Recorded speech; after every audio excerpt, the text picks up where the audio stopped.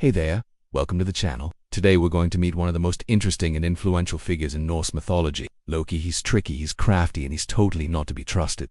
Let's get into it. So first things first, Loki's originally of giant stock, but lives in Asgard, home of the gods, and is respected by them as an equal, even though he's not a god himself. This is because he is Odin's blood brother, which means they share a special bond that even the other gods respect. Loki's relationship with Odin is actually one of the most important relationships in all of Norse mythology, and that's a big reason why Loki is able to get away with the truly awful things he does. Now, Loki is crafty, as I said, and not to be trusted. He's a trickster, a liar, and he uses his wits to cheat both the giants and the gods. He plays them off against each other just for fun, and honestly, he kind of loves it when they fight. Now, despite all this, the gods put up with him, and I think it's because they kind of like having someone who's not a god around. I mean, all of them are super powerful and kind of and I think they like having someone who can hold their own, who can talk back to them and isn't afraid of them. Loki is that guy, and I think they secretly kind of respect it. Also, Loki is basically a god of chaos, and the gods like him because he can do things that they can't, or at least get away with things that they couldn't. Loki is sly and he lies,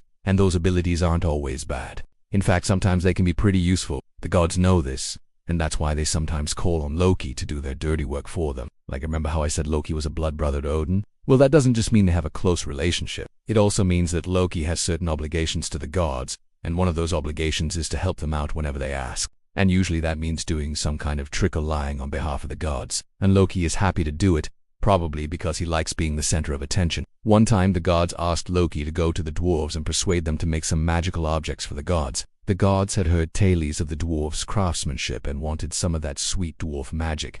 Loki went to the dwarves and made a deal with them. He told them that if they made these objects for the gods, he would see to it that they were paid handsomely for their work. And of course, Loki delivered, and the dwarves were paid in full. But that's not the interesting part. The interesting part is that Loki persuaded the dwarves to make some of the most important objects in Norse mythology, including Thor's hammer, and he did it without even knowing what the hammer would look like or what it would be used for. Loki just had this innate understanding that the hammer would be really important. And he was right. In my opinion, Loki is one of the most interesting characters in Norse mythology. He's complex and flawed and not always an easy character to understand, but that's what makes him so great. If you want to learn more about him, stay tuned for more information.